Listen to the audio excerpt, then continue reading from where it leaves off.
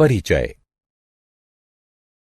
कोई भी वस्तु जिसमें द्रव्यमान और आयतन हो उसे पदार्थ कहते हैं।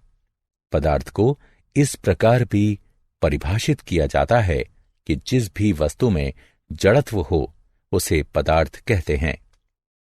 सभी ठोस, द्रव और गैसें जिनसे आपके दैनिक जीवन में सामना होता है वो किसी न किसी प्रकार के ठोस हैं। आप जीव विज्ञान में सजीवों के वर्गीकरण से परिचित ही हैं।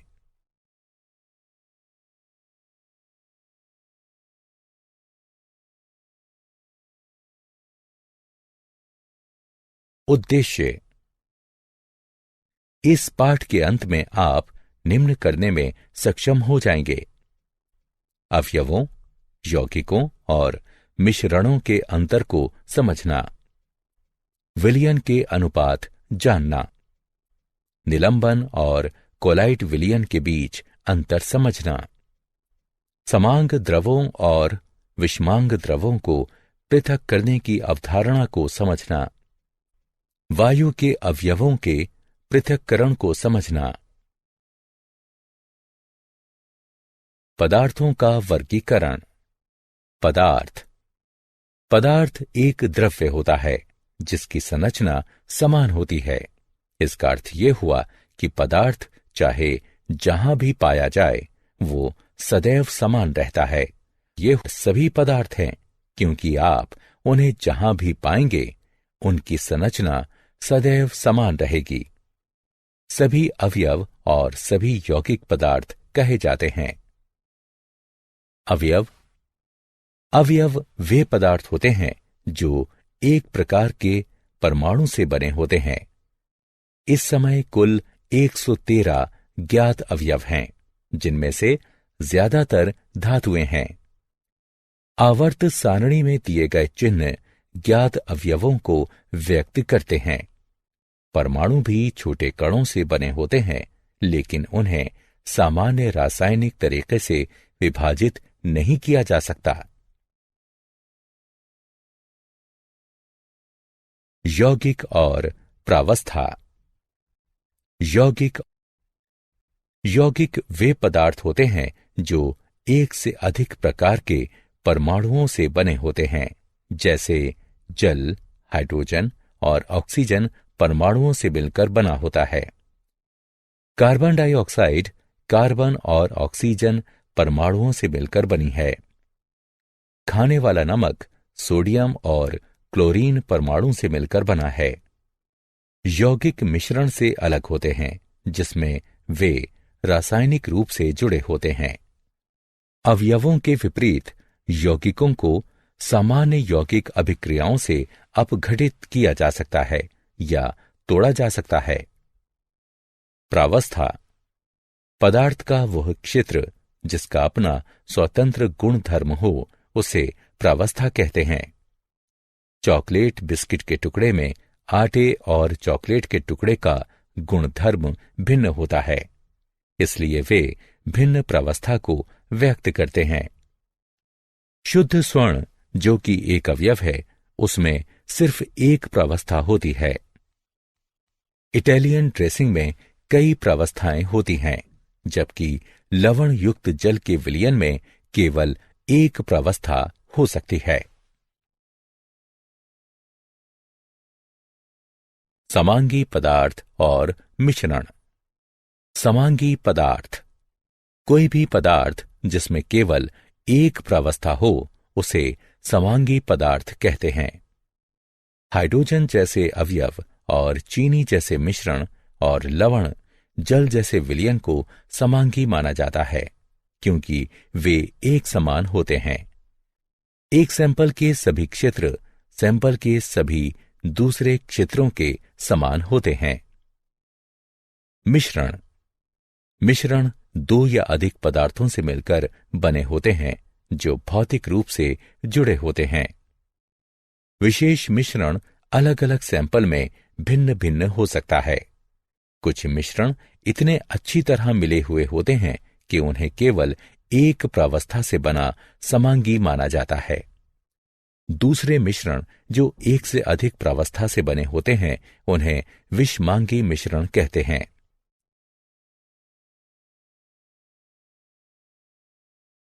विलयन। विलयन विशेष प्रकार के समांगी पदार्थ होते हैं क्योंकि वे यौगिक से भिन्न होते हैं। विलयन के भाग भौतिक रूप से जुड़े होते हैं, न कि रासायनिक रूप से। जब आप एक गिलास लवण जल डालते हैं तो लवण जल के साथ रासायनिक अभिक्रिया नहीं करता। दोनों भाग आपस में इतनी अच्छी तरह मिल जाते हैं कि प्राप्त विलयन को एक समान कहा जाता है।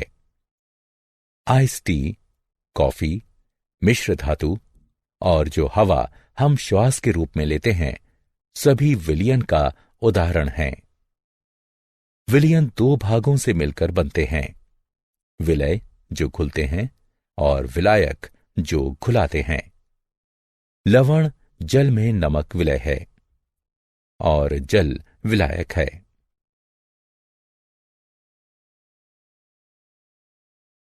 विषमांगी मिश्रण। विषमांगी मिश्रण एक से अधिक प्रावस्थाओं से मिलकर बने होते हैं और उन्हें भौतिक रूप से पृथक किया जा सकता है। पहले उल्लेख किया गया चॉकलेट, बिस्किट, टास्ट, सलाद और मुनक्का भूसी अनाज का कटोरा विषमांगी मिश्रण के उचित उदाहरण हैं।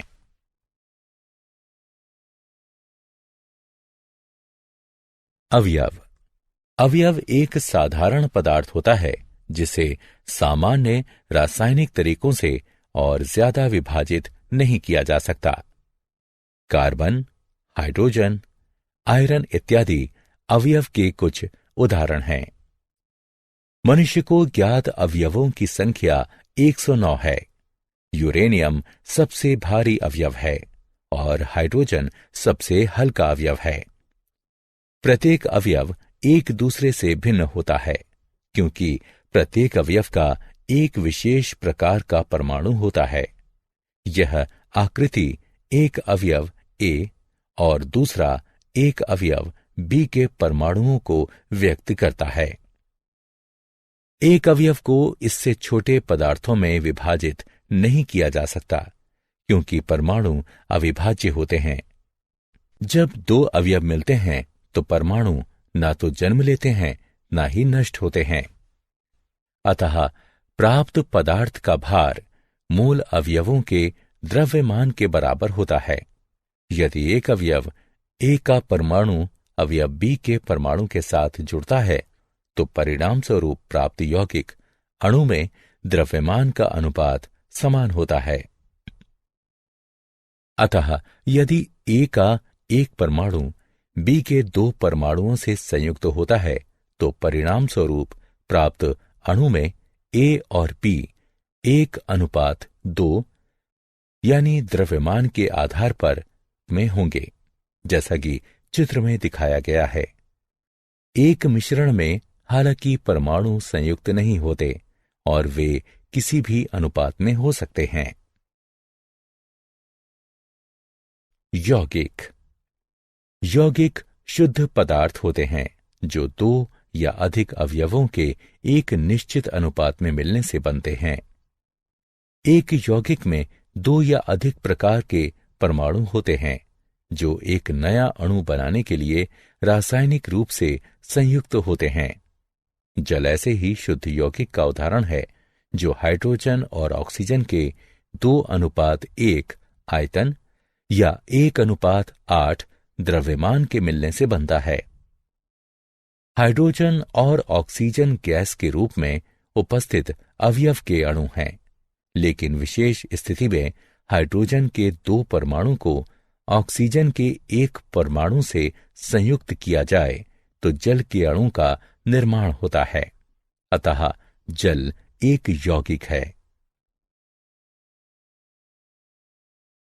यौगिक विशेषकर जल 2 अवयवों को हाइड्रोजन और ऑक्सीजन को 1:8 द्रव्यमान में मिलाने से बनता है।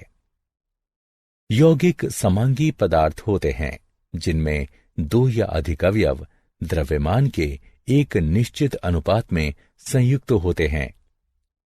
यौगिक के उदाहरण हैं साधारण नमक, कार्बन डाइऑक्साइड इत्यादि।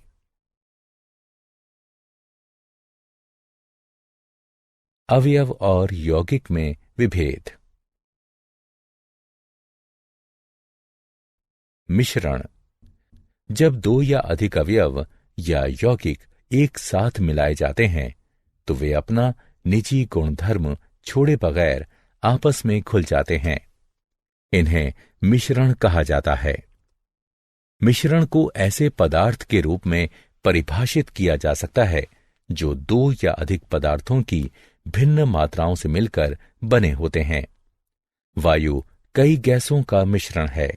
इसमें ऑक्सीजन, नाइट्रोजन जैसे अवयव तथा CO2 और जल वाष्प जैसे यौगिक होते हैं। गतिविधि। एक बर्तन में आयरन और सल्फर का मिश्रण लिया गया है। इस मिश्रण के समीप एक चुंबक लाया जाता है। मिश्रण के साथ क्या होगा? केवल आयरन का बुरादा चुंबक की तरफ आकर्षित होगा। मिश्रण में कार्बन डाइसल्फाइड मिलाइए। आपने क्या देखा? सल्फर के कण घुल जाते हैं, जबकि आयरन का बुरादा अप्रभावित रहता है। इस गतिविधि से आप क्या समझते हैं? हम समझ सकते हैं कि मिश्रण के मूल संघटक अपना स्वतंत्र गुण धर्म बनाए रखते हैं।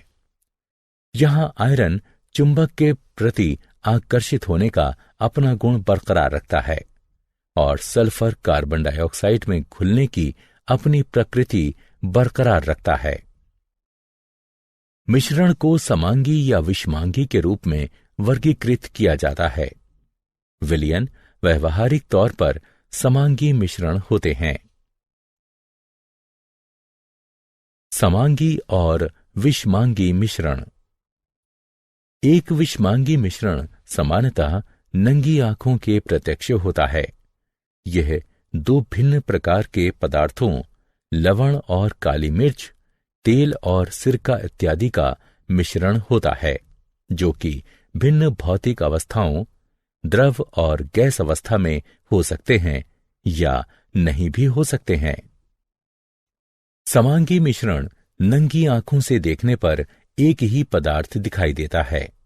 इसका अर्थ है कि केवल एक भौतिक अवस्था यानी केवल ठोस या केवल द्रव इत्यादि प्रत्यक्ष होती है और दो या अधिक पदार्थ इस प्रकार मिलाए जाते हैं कि नंगी आंखों से अलग अलग पदार्थों को पहचानना असंभव होता है।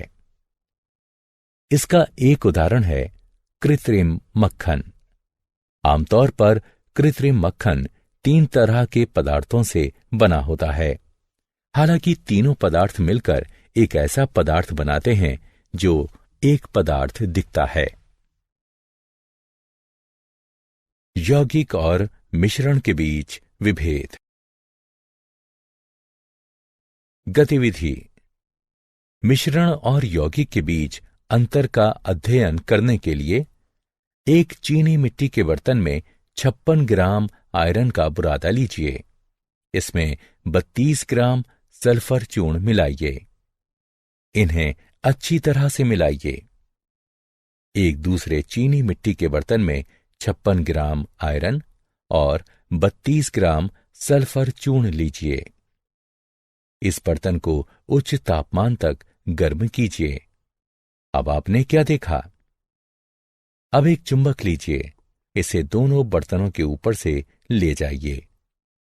अपने प्रेक्षण को दर्ज कीजिए। जब आयरन का बुरादा और सल्फर चूर्ण को चीनी मिट्टी के बर्तन में लिया जाता है तो वे एक मिश्रण बनाते हैं। आयरन और सल्फर परस्पर मिलते नहीं हैं। आयरन और सल्फर दोनों अपना स्वतंत्र गुण धर्म बनाए रखते हैं। जब हम मिश्रण के समीप एक चुंबक लाते हैं तो आयरन का बुरादा चुंबक के प्रति आकर्षित होता है।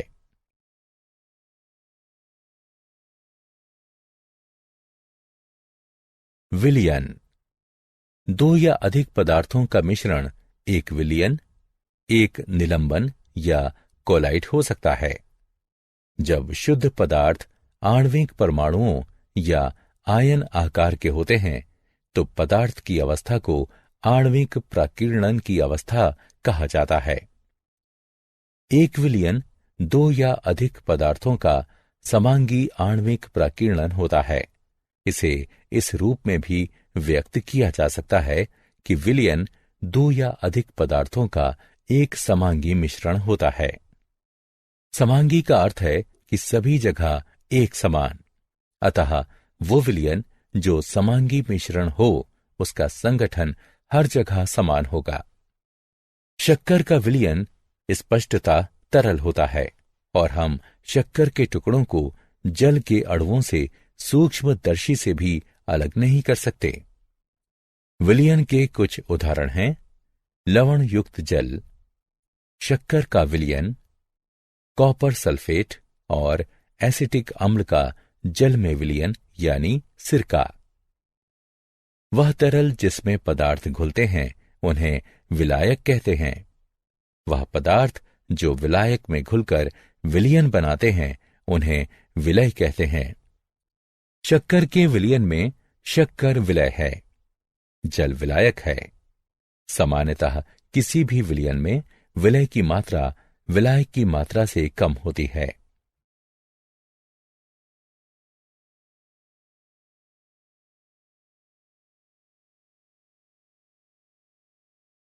विलयनों के प्रकार। विलयनों को घुले हुए विलय की मात्रा के आधार पर वर्गीकृत किया जा सकता है। असंतृप्त विलयन वह विलयन है जिसमें विलयन का तापमान बढ़ाए बिना और विलय मिलाया जा सकता है। संतृप्त विलयन वह विलयन है जिसमें एक नियत तापमान पर विलय की अधिकतम मात्रा घुल चुकी है। संतृप्त विलयन में घुले हुए और नहीं घुले हुए विलय की मात्रा परस्पर साम्य में होती है। पूर्ण संतृप्त विलयन वह विलयन होता है जिसमें विलय की मात्रा संतृप्त सांद्रता से अधिक होती है।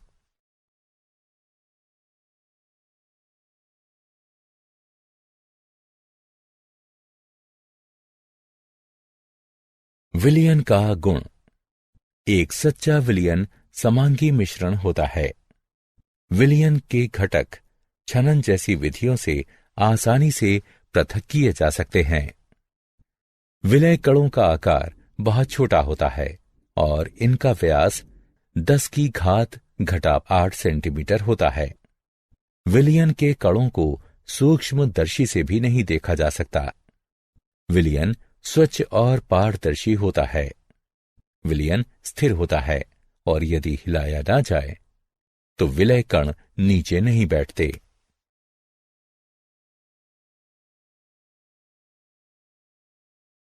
निलंबन। कुछ पदार्थ द्रव में नहीं घुलते। ऐसे पदार्थों के छोटे कण द्रव में निलंबित रह जाते हैं, जैसे कि रेत, कीचड़ जल में निलंबित रह जाते हैं। इसी प्रकार ठोस गैस में भी निलंबित रह सकते हैं। इन मिश्रणों को निलंबन कहते हैं। निलंबन एक विषमांगी मिश्रण होता है जिसमें ठोस के छोटे कण द्रव या गैस के पूरे द्रव्यमान में घुले बिना निलंबित रहते हैं। निलंबन के गुण धर्म। निलंबन एक विषमांगी मिश्रण होता है जिसमें ठोस के छोटे कण द्रव या गैस के पूरे द्रव्यमान में घुले बिना निलंबित रहते हैं।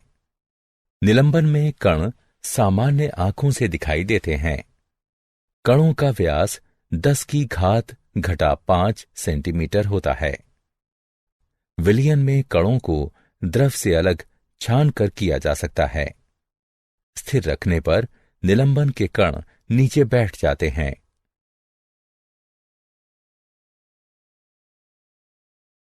कोलाइड।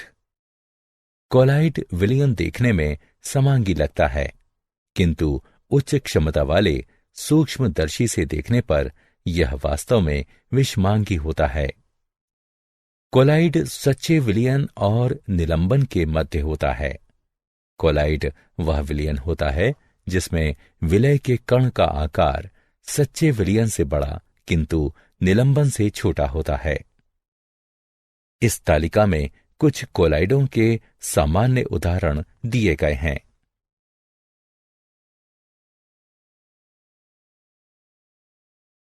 टिंडल प्रभाव। कोलाइड अपने से गुजरने वाले प्रकाश को फैला देता है। इसका अर्थ है कि कोलाइड से होकर गुजरने वाली प्रकाश की किरण दिखती है। यदि अंधेरे कमरे में रखे कोलाइड से प्रकाश की किरण गुजरे तो प्रकाश का पथ कोलाइड कणों द्वारा प्रकाश के फैलाव के कारण देखा जा सकता है। इसी प्रकार का प्रभाव तब भी देखा जा सकता है जब प्रकाश की किरण धूल भरे वायु से होकर गुजरती है। कोलाइड कणों द्वारा प्रकाश के फैलाए जाने की परिघटना को टिंडल प्रभाव कहते हैं। यह प्रभाव सच्चे विलयनों में नहीं दिखाई देता। द्रवों में टिंडल प्रभाव लेजर पॉइंटर की सहायता से आसानी से देखा जा सकता है। यदि आप दूध को इतना पतला करें कि यह लगभग पारदर्शी हो जाए या आपके पास किसी प्रकार का विलयन हो जैसे कि कोलाइडल सिल्वर, तो लेजर की किरण द्रव से गुजरते हुए आसानी से देखी जा सकती है। मिश्रण और दो अमिश्रणीय द्रवों का पृथक्करण। एक मिश्रण के घटकों को पृथक करना।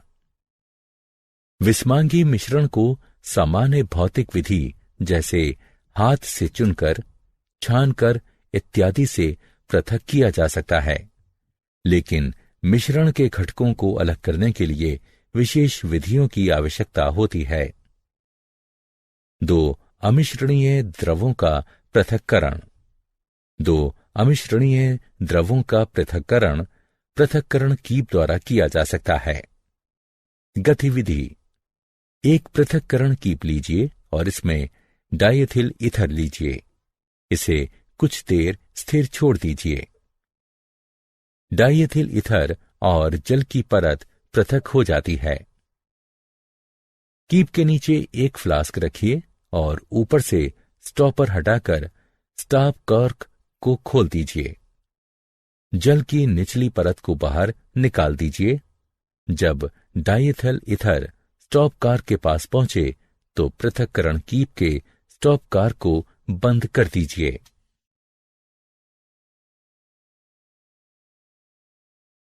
दो मिश्रणीय द्रवों का पृथक्करण। दो मिश्रणीय द्रवों का आसवन विधि से पृथक्करण। गतिविधि।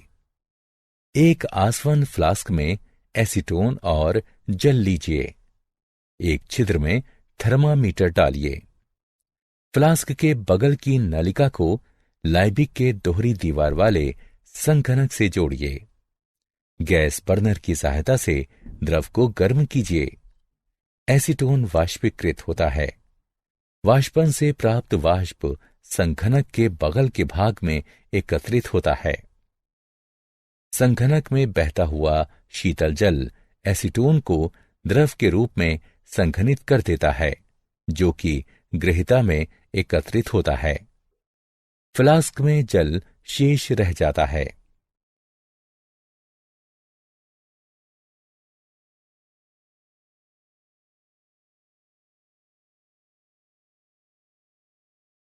ऊर्ध्वपातन। अमोनियम क्लोराइड, कपूर इत्यादि पदार्थ गर्म करने पर ठोस से सीधे गैसीय अवस्था में परिवर्तित हो जाते हैं। ऐसे पदार्थों के लिए ऊर्ध्वपातन की विधि प्रयोग की जाती है। ऊर्ध्वपातन वह प्रक्रम है जिसमें ठोस सीधे गैसीय अवस्था में परिवर्तित हो जाता है। गतिविधि। एक चीनी बर्तन में रेत और आयोडीन का मिश्रण लीजिए। बर्तन को उल्टे कीप से ढक दीजिए। बर्नर की सहायता से मिश्रण को धीमे धीमे गर्म कीजिए। कीप से आयोडीन वाष्प की बैंगनी रंग की लौ उठती हुई साफ तौर पर देखी जा सकती है। आयोडीन वाष्प कीप में संघनित होकर ठोस रूप में एकत्रित होता है। जब बर्तन के मिश्रण से वाष्प निकलनी बंद हो जाए तो गर्म करना बंद कर दें। शुद्ध आयोडीन क्रिस्टल निकल चुके हैं। ऊर्ध्वपातनीय रेत बर्तन में शेष रह जाती है। आयोडीन ऐसे पदार्थ का सामान्य उदाहरण है जो प्रत्यक्षतः कमरे के तापमान पर धीरे धीरे ऊर्ध्वपातित होता है।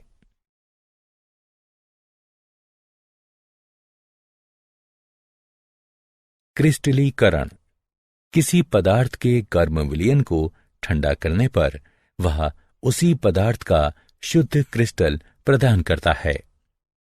गतिविधि: बीकर में 100 ml पानी लीजिए। तनु सल्फरिक अम्ल की कुछ बूंदें डालकर विलयन को अम्लीकृत कीजिए। पानी को गर्म कीजिए। जब यह उबलना शुरू कर दे तो इसमें कॉपर सल्फेट चूर्ण को धीरे धीरे तब तक मिलाइए जब तक कि संतृप्त विलयन न प्राप्त हो जाए। विलयन को छान लीजिए। इसे ठंडा होने दीजिए। थोड़े समय बाद आप विलयन में कॉपर सल्फेट के नीले रंग के चमकदार क्रिस्टल देख पाएंगे। रासायनिक परिवर्तन: यदि पदार्थ की भौतिक अवस्था में परिवर्तन हो तो इसे रासायनिक परिवर्तन कहते हैं। उदाहरण 1: जल तथा खाना पकाने वाले तेल दोनों द्रव हैं, लेकिन उनका रासायनिक गुणधर्म भिन्न है। उनकी गंध और ज्वलनशीलता भिन्न है। हम जानते हैं कि तेल हवा में जलता है, जबकि जल आग को बुझाता है। तेल का रासायनिक गुण उसे जल से भिन्न बनाता है। उदाहरण 2: जलना एक रासायनिक परिवर्तन है। जलने की प्रक्रिया में एक पदार्थ दूसरे से क्रिया करके अपने रासायनिक संगठन में परिवर्तन लाता है। रासायनिक परिवर्तन पदार्थ के रासायनिक गुणधर्मों में परिवर्तन लाता है तथा हम नया पदार्थ पाते हैं। रासायनिक परिवर्तन को रासायनिक प्रतिक्रिया भी कहा जाता है।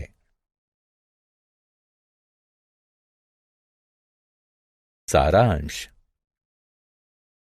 आइए हमने जो कुछ सीखा है उसे संक्षेप में दोहराएं। पदार्थ को मुख्यतः अवयव, यौगिक और मिश्रण के रूप में वर्गीकृत किया जाता है। अवयव वे पदार्थ हैं जो केवल एक तरह के परमाणु से बने होते हैं। यौगिक वे पदार्थ हैं जो एक से अधिक प्रकार के परमाणुओं से बने होते हैं। मिश्रण दो या अधिक प्रकार के पदार्थों के भौतिक रूप से मिलने से बनते हैं। एक विलयन दो या अधिक पदार्थों का समांगी आणविक फैलाव होता है। वह द्रव जिसमें पदार्थ घुलता है उसे विलायक कहते हैं। वह पदार्थ जो विलायक में घुलता है उसे विलय कहते हैं। विलयन को असंतृप्त, संतृप्त और पूर्ण संतृप्त के रूप में वर्गीकृत किया जाता है। निलंबन एक विषमांगी मिश्रण होता है जिसमें ठोस के छोटे कण द्रव या गैस के पूरे द्रव्यमान में घुले बगैर निलंबित रूप से विद्यमान रहते हैं। एक कोलाइड सच्चे विलयन और निलंबन के मध्य होता है। कोलाइड एक विलयन होता है जिसमें विलय के कण सच्चे विलयन से बड़े होते हैं, लेकिन निलंबन के कणों से छोटे होते हैं।